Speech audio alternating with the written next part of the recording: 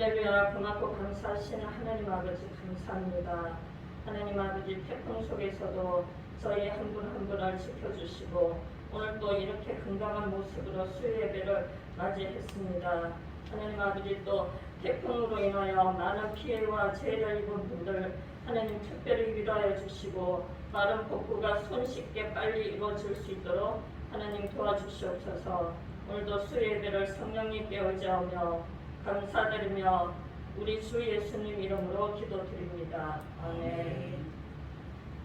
오늘 함께 나눌 말씀은 예레미야 21장 8절과 9절 말씀입니다.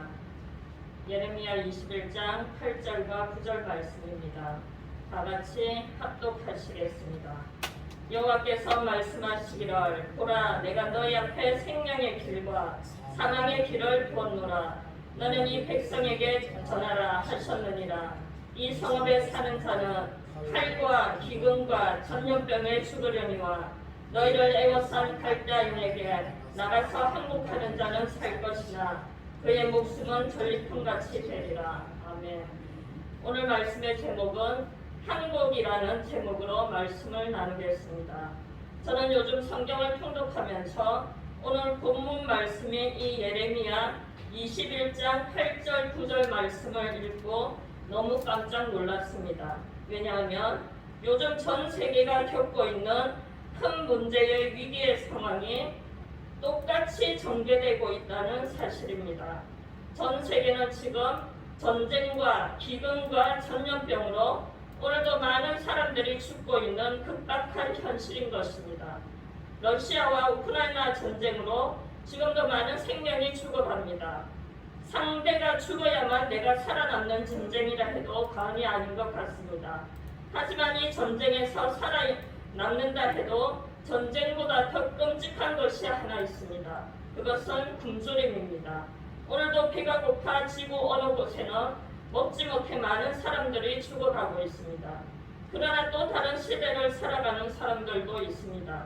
먹방의 대세인 시대인 요즘은 한 끼 먹는 것도 영양과 맛과 분위기를 즐기고 선택하며 먹는 시대에 살고도 있습니다. 그리고 가장 큰 문제가 하나 더 있는 것입니다. 그것은 바로 전 세계를 꼼짝도 못하게 만드는 코로나로 인해 그야말로 비상 상황인 폭풍 전야와도 같은 시대에 살고 있는 것도 같습니다. 우리는 어저께 사상 초유의 역대급인 태풍 흰난로를 경험했습니다. 어제 하루 여기저기서 전화가 오면서 조심하라며 걱정들을 많이 해주셨습니다. 일본에서 지진도 많이 경험한 저는 별거 아니겠지 했지만 주위에서도 방송에서도 워낙 역대급 태풍이라는 말에 살짝 긴장이 되기도 했습니다. 그리고 아는 친구는 안전한 엄마 집으로 피신 왔다는 전화를 한 통 받게 되었습니다. 저는 피신 대신 긴장 대신 모든 것을 주관하시는 하느님께 기도드리며 태풍도 우리 주님께서 주관하신다는 사실을 믿었습니다. 예레미야 51장 16절 말씀에 목소리를 내신즉 하늘에 많은 물이 생기라니 그는 땅 끝에서 구름이 오르게 하시며 비를 위하여 번개를 치게 하시며 그의 곳간에서 바람을 내시거늘. 이 말씀처럼 구름도 비도 바람도 폭풍도 만군의 여호와신 하나님 안에서 행해지고 있다는 사실입니다. 그러면서 베란다 창문 틈을 강력 테이프로 모두 붙이고 막았습니다. 정말 바람 소리 하나 없이 조용하게 지낼 수 있었고 자정이 넘어서야 잠을 자서 아침에 뉴스를 보니 태풍의 피해가 여기저기서 엄청난 것을 볼 수 있었습니다. 전쟁과 기근과 전염병은 우리에게 두려움과 무서움을 줍니다. 바로 살고 죽는 문제에 직격탄이 되기에 우리는 무섭고 두려운 것입니다. 하지만 이보다 더 강력한 공포는 바로 자연재해인 것입니다. 자연재해는 어떻게 손쓸 틈도 없이 우리의 생명에 속수무책인 상태가 되고 많은 것 같습니다. 그래서 몇 주 전서부터 방송에서는 이번 태풍은 워낙 강력하여 어쩔 수가 없습니다. 가장 중요한 것은 인명피해를 최소한으로 줄이는 것이 가장 중요합니다. 라고 말하는 것을 많이 보았습니다. 오늘 본문 말씀 예레미야 21장 8절 말씀에는 여호와께서 말씀하시기를 보라, 내가 너희 앞에 생명의 길과 사망의 길을 두었노라 라고 말씀하십니다. 생명과 사망, 살고 죽는 것, 모든 생사화복에 만군의 여호와 하나님께서 주관하시고 개입하신다는 중요한 사실을 우리는 반드시 알아야 합니다. 본문 21장 내용을 조금 깊게 들여다보면 바벨론의 침공을 받은 유다 왕 시드기야는 옥중의 예레미야에게 도움을 청합니다. 하지만 예레미야는 그것이 하나님의 심판임을 알리면서 바벨론에게 순순히 항복할 것을 권하게 됩니다. 항복이 하나님의 뜻이었습니다. 오늘 말씀의 제목이 바로 이 항복인 것입니다. 우리가 살고 죽는 모든 문제 앞에 우리는 하나님 앞에 온전히 항복해야 할 때가 있다는 것입니다. 항복의 사전적 의미로는 전쟁, 싸움, 경기 등에서 힘에 눌려서 적에게 굴복함, 그리고 또는 나를 굽혀서 복종한다라는 깊은 뜻을 내포하고 있습니다. 저는 어렸을 때 우리 큰오빠와 장난을 참 많이 쳤습니다. 우리 오빠는 가끔씩 항상 저를 가볍게 툭툭 치곤 했습니다. 저는 그것이 싫어 우리 오빠가 살살 한 대 치면 저는 더 세게 오빠 팔을 치곤 했습니다. 그러기를 여러 번 급기야는 오빠는 이불을 저에게 덮어씌우고 꼼짝 못하게 했습니다. 그러기를 몇 번 하며 항복하면 놔준다고 했는데 저는 항복하지 않고 끝까지 버티며 이불 속에서 나오려고 안간힘을 썼습니다. 안간힘을 쓰며 나오려고 버틸수록 더 힘만 들었습니다. 버티며 안간힘을 쓰면 쓸수록 오빠의 힘은 더해만 갔고 10살 차이 나는 오빠의 힘을 이겨내기에는 역부족이었습니다. 끝까지 항복 안 하며 버티는 저에게 오빠는 더 큰 힘으로 제압하고 저는 숨이 막혀 어쩔 수 없이 항복을 외쳤습니다. 오빠는 웃으면서 진작 항복하지라며 환하게 웃던 오빠의 얼굴이 기억이 납니다. 지금은 이것이 우리 오빠와 저의 그리운 추억의 놀이의 장난으로 제 가슴에 지금도 남아있습니다. 그런데 지금도 신기했던 것, 우리 오빠의 기술인지 몸 어디도 하나도 아프지는 않았고 내가 발버둥 치느라 스스로 힘만 들고 아팠습니다. 발버둥 치며 소리 지르는 나에게 오히려 웃으며 따뜻하게 대해주었던 것 같습니다. 어렸을 때 이 장면이 떠오르면서 저는 우리 하나님의 따스한 사랑의 방법이 떠올랐습니다.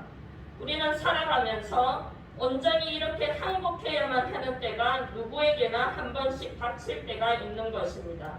나를 굽히어서 복종하며 굴복해야 하는 때가 올 수도 있다는 사실입니다. 어쩌면 우리의 많은 문제가 온전히 항복하지 않고 발버둥 치며 안간 힘을 쓰고 버틸 때 더 큰 수렁으로 빠질 때가 많이 있습니다. 하나님께서도 우리 오빠처럼 하나님의 더 크신 특별하신 기술로 우리를 살살 다루십니다. 하나님께서는 살살 다루시는데 우리가 우리 스스로 항복하지 않고 안간 힘을 쓰고 있는지도 모르겠습니다. 내가 안간 힘을 쓰며 발부둥침으로 더 많은 힘이 드는 것입니다. 하나님 앞에 항복하면 모든 문제는 끝인데 내가 해결해 보려고 버티고 발부둥치며 허우적거릴 때가 있습니다. 10살 차이 나는 오빠를 힘으로 이길 수 없듯이 우리가 어떻게 하나님을 이길 수가 있겠습니까? 그때 우리가 해야 하는 유일한 방법은 하나님 앞에 모든 것을 내려놓고 그냥 항복하는 것입니다. 혹시 성격이 너무 강한 자신이라면 자신에게도 항복하면서 좀 부드러운 자신이 되면 좋겠습니다. 어저께 역대급 태풍에도 살아남은 가지는 부드러운 가지들입니다. 딱딱하고 강한 가지는 태풍 한 번에 그냥 부러지고 마는 것입니다. 항복이라고 해서 무조건 힘이 없어서 굴복하는 것이 아닌 것입니다. 부모와 자식에 있어서 의견 충돌이나 대립관계에 접어들면 대부분의 부모님들께서는 자식을 위해 먼저 굽혀주시고 항복해 주십니다. 부모님께서는 자식을 사랑이라는 묶음에 묶어서 하나님처럼 살살 다루시고 때로는 져주시고 자식들의 의견에 항복해 주시기도 합니다. 이것이 사랑의 항복이라고도 정의할 수 있을 것도 같습니다. 여러분들께서는 혹시 어떤 항복이 안 돼서 지금 힘이 드십니까? 부모와 자식 간에 서로 항복이 안 돼서 힘이 드십니까? 남편과 부인 간에 서로 항복이 안 돼서 힘이 드십니까? 또 인간관계에 있어서 서로 항복이 안 돼서 힘이 드십니까? 그래서 안간 힘을 쓰며 버티며 정정건강하고 있지는 않으십니까? 그 정답은 바로 누가 먼저랄 것도 없이 먼저 굽혀주시고 복종해 주시고 항복해 주십시오. 그렇게 했을 때 여러분들은 생명의 길을 선택하게 되고 생명의 길을 걷고 있는 축복이 있게 될 것입니다. 그렇다면 항복할 줄 아는 자들의 특징에 관해 구체적으로 알아보겠습니다. 그 첫 번째로는 절대 긍정을 선택하는 자들입니다. 굽히며 복종하며 항복하는 자들은 어떠한 상황에서도 긍정을 바라보고 앞으로 나아가는 자들을 말합니다. 요즘 시대에 가장 필요한 것은 모든 상황을 긍정적으로 바라보며 헤쳐나가는 것입니다. 하나님께서는 절대적으로 긍정적인 사랑과 함께 해오셨고 하나님 사역을 펼쳐나가셨습니다. 요즘 뉴스를 보면 전부 부정적인 소식으로 도배를 합니다. 오늘 본문 9절 말씀처럼 칼과 기근과 전염병에 죽으려니와 라는 말씀이 있습니다. 정말 이 말씀처럼 모두 죽음에 관한 기사인 것만 같습니다. 모든 문제가 죽고 사는 문제에 포커스가 되어 날마다 우리를 좌절시키며 절망스럽게 하고 있는 것이 아닌가 싶기도 합니다. 이럴 때 우리는 부정적인 상황과 소리에 절대 굴복해서는 안 되는 것입니다. 로마서 8장 6절과 7절은 이렇게 말하고 있습니다. 육신의 생각은 사망이요 영의 생각은 생명과 평안이니라. 육신의 생각은 하나님과 원수가 되나니 이는 하나님의 법에 굴복하지 아니할 뿐 아니라 할 수도 없습니다. 이 말처럼 영의 생각은 생명과 평안을 가져다 줍니다. 반면 육신의 생각은 사망을 가져다 주는 것입니다. 어렸을 때 어른들께 자주 듣는 말이 하나 있었습니다. 그것은 끼리끼리 맞는다라는 말이었습니다. 지금 보면은 그런 것도 같습니다. 한국 사람은 한국 사람끼리, 일본 사람은 일본 사람끼리 같은 문화와 문명을 소유하며 함께 발전해 나가는 것도 같습니다.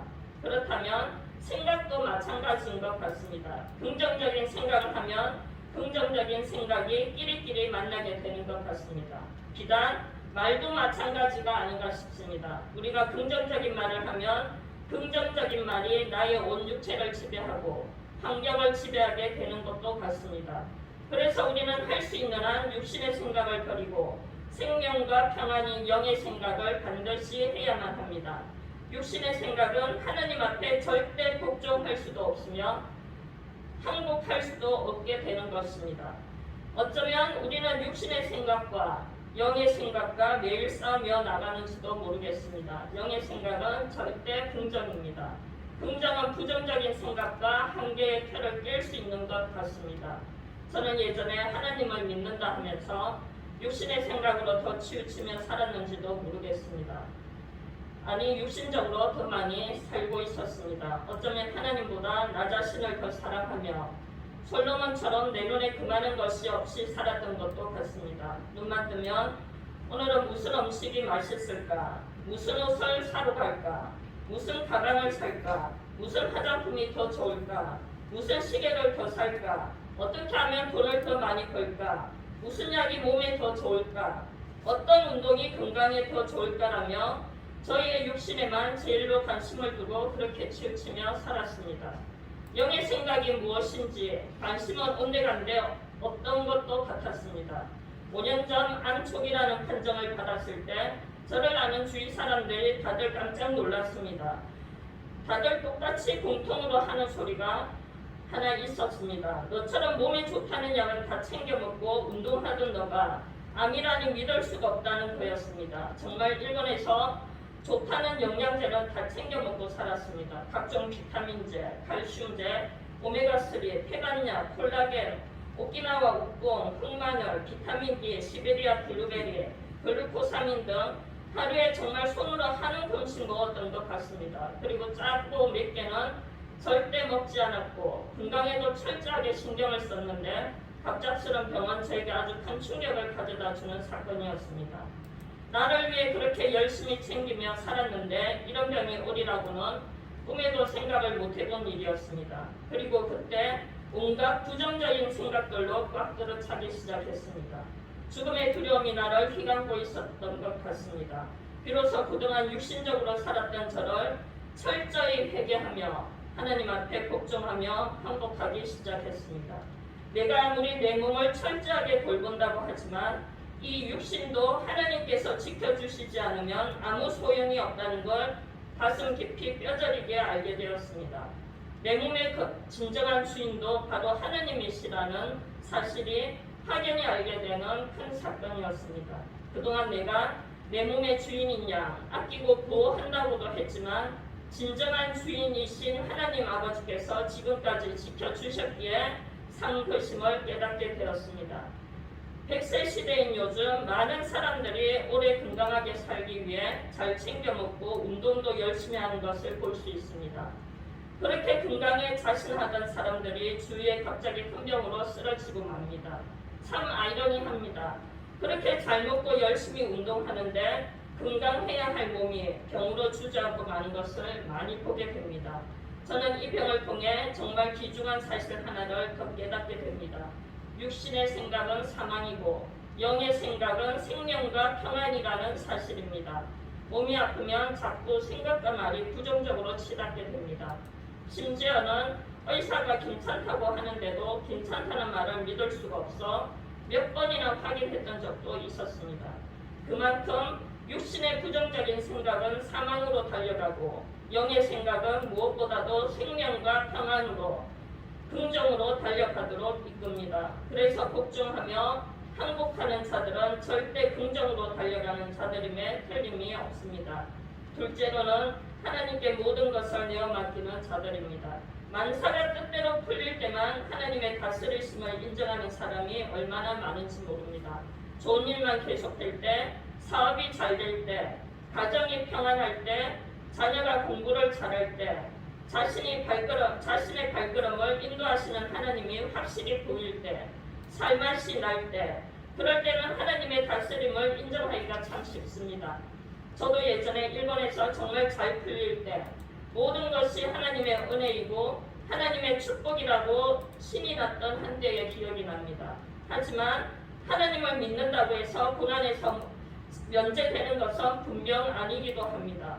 인생의 큰 고난은 누구에게나 닥칠 수 있는 일종의 감기와도 같은 복불복의 상황인 것도 같습니다. 어쩌면 좋을 때도 나쁠 때도 모든 것을 하나님께 내어 맡기는 훈련이 가장 필요한 것입니다. 모든 일을 하나님 섭리 속에 인도하심에 맡기며 항복하는 것입니다. 하나님은 사랑이고 또 사랑이라는 이 엄청난 사실을 우리는 믿어야 합니다. 요한일서 4장 9절과 10절 말씀에는 하나님의 사랑이 우리에게 이렇게 나타난 바 되었으니 하나님이 자기의 독생자를 세상에 보내심은 저로 말미암아 우리를 살리려 하시니라. 사랑은 여기 있으니 우리가 하나님을 사랑한 것이 아니요 오직 하나님이 우리를 사랑하사 우리 죄를 위하여 한옥죄로 그 아들을 보내셨음이니라는 말씀처럼 하나님은 우리를 사랑하시고 구원해 주셨습니다. 이것이 하나님 사랑의 확증이자 증표인 것입니다. 그래서 우리는 상황이 좋을 때도 나쁠 때도 이 확신에서 절대 흔들릴 필요가 없는 정확한 이유인 것입니다. 요즘 반려견을 키우는 사람들이 참 많습니다. 마치 가족처럼 애지중지하는 것 같습니다. 제가 아는 지인도 반려견 2마리를 키웁니다. 정말 지극정성으로 키우고 있습니다. TV 프로 중에 개는 훌륭하다라는 프로를 본 적이 있습니다. 문제의 개를 바르게 훈련시키는 프로로서 강형욱 박사라는 분이 하시는 말씀이 참 와닿았습니다. 개들은 환경이 중요한 것이 아니라 보호자와 함께 있으면 어딜 가든 무엇을 하든 무조건 좋아한다는 얘기를 듣고 참 많은 생각이 들었습니다. 우리도 마찬가지가 아닌가 싶기도 합니다. 어딜 가든 무엇을 하든 어떤 환경이든 우리의 보호자 대신 하나님 아버지와 함께라면 무조건 좋은 것입니다. 우리의 보호자 대신 주님께 모든 것을 내어 맡기고 주님과 함께하는 것이 내가 할 수 있는 유일한 항복인 것 같기도 합니다. 오늘 저는 항복이라는 제목으로 말씀을 나누었습니다. 우리는 하루하루 살아가면서 살아내면서 오늘 본문 예레미야 21장 8절과 9절 말씀처럼 여호와께서 말씀하시기를 보라 내가 너희 앞에 생명의 길과 사망의 길을 두었노라. 너는 이 백성에게 전하라 하셨느니라. 이 성읍에 사는 자는 칼과 기근과 전염병에 죽으려니와 너희를 요산 갈대아인에게 나가서 항복하는 자는 살 것이나 그의 목숨은 전리품같이 되리라. 나는 이 말씀처럼 어쩌면 생명의 길과 사망의 길로 살얼음판을 걷는 심정으로 인생의 고된 여정을 밟고 있는지도 모르겠습니다. 하지만 고된 여정을 통해 우리는 나를 굽히고 복종하는 항복을 체험하며 하나님께서 주시는 항복의 깊은 의미를 깨달을 수 있게 됩니다. 앞에서도 언급했듯이 항복은 나를 굽혀서 복종한다라는 깊은 뜻을 내포하고 있습니다. 아마도 항복은 깊고 큰 겸손의 자세를 말하고 있는지도 모르겠습니다. 끝으로 겸손이라는 찬양 가사로 말씀을 맺겠습니다. 가사는 이렇습니다. 슬픔 속에서도 울지 않는 것, 억울해서 울지 않는 것, 걱정할 수밖에 없는 상황 속에도 걱정하지 않는 것, 사랑할 수 없는 사람조차도 사랑하며 품어주는 것, 용서할 수 없는 사람일지라도 용서하여 주는 것, 참을 수 없어도 화내지 않고 끝까지 인내하는 것, 감사할 수 없는 그런 조건에서도 감사하며 사는 것, 칭찬이나 비난 가운데서도 침묵하며 살아가는 것, 말씀 순종하기 어려울지라도 믿음으로 순종하는 것, 어떠한 자기 주장도 버리고 오직 모든 것을 주님 뜻에 맡기며 내가 강한 것이 아니라 주가 강함을 보여줌이 진정한 겸손. 네, 그렇습니다. 정말 맞습니다. 이 가사처럼 내가 강함이 아니라 주가 강함을 보여주는 것이 하나님 앞에 진정한 겸손이자 항복의 자세인 것입니다. 우리는 날마다 나의 주장을 항복하시고 하나님께서 나를 다스릴 수 있도록 내어드리는 진정한 항복의 주인공이 다 되시기를 간절히 바랍니다. 기도하겠습니다. 할렐루야. 고맙고 감사하신 하나님 아버지 감사합니다. 하나님 오늘 말씀의 제목을 항복이라고 하나님 아버지 해서 이렇게 말씀을 나누었습니다. 하나님 저희들이 저희 스스로에게도 항복하며 이웃에게도 항복하며 하나님 늘 겸손한 자세로 무엇보다도 하나님 앞에 늘 항복하며 겸손히 낮아지는 저희들 다 될 수 있도록 축복하여 주시옵소서. 하나님 이번 주 한 주간도 남은 한 주간도 하나님 지켜주시고 보호하여 주실 줄 믿고 감사드리며 우리 주 예수님 이름으로 기도드립니다. 아멘. 주기도문으로서 예배를 마치겠습니다. 하늘에 계신